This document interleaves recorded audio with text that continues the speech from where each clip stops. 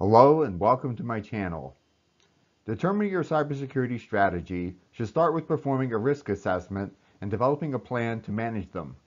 This process is time-consuming and expensive, so it usually doesn't get done since it's only high value to organizations with extreme security risks.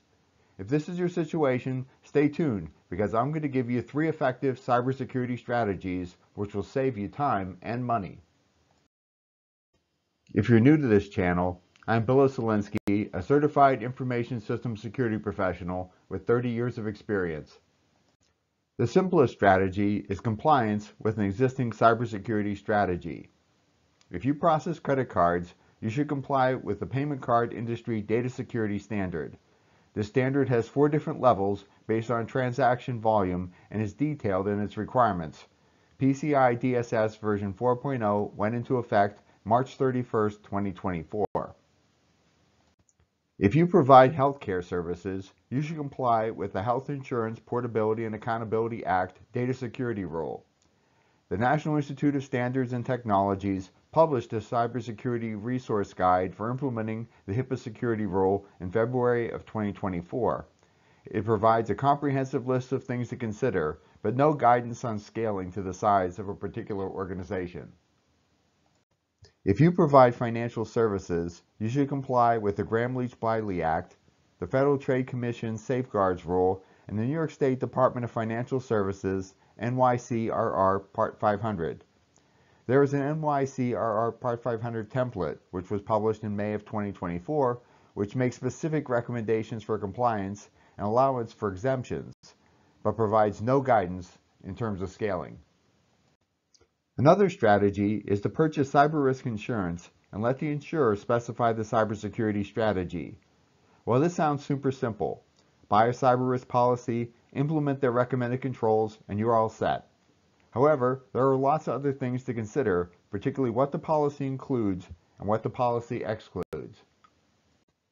The most common things included are ransomware attacks, data breaches, business interruption, and cyber extortion.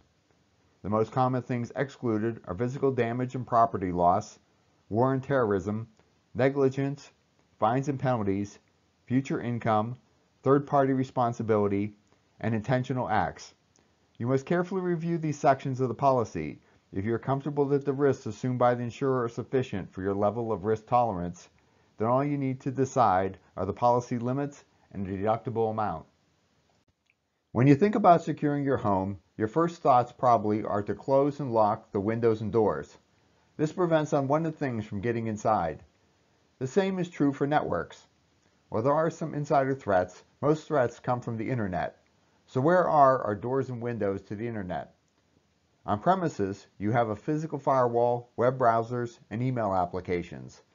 On the internet, you have virtual firewalls and authentication protocols. Physical and virtual firewalls are subject to misconfiguration and need to be periodically penetration tested.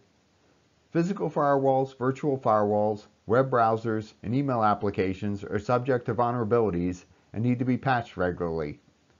Authentication protocols are subject to fraud, which need to be protected with phishing-resistant multi-factor authentication. Email and web browsing also are subject to fraud. In addition to filtering email and websites for potential fraud, the staff needs to be trained to identify and avoid scams. There you have it, 3 effective cybersecurity strategies that will save you both time and money. That's all for this presentation. If you found this video helpful, please like and subscribe to my channel. And thank you for watching.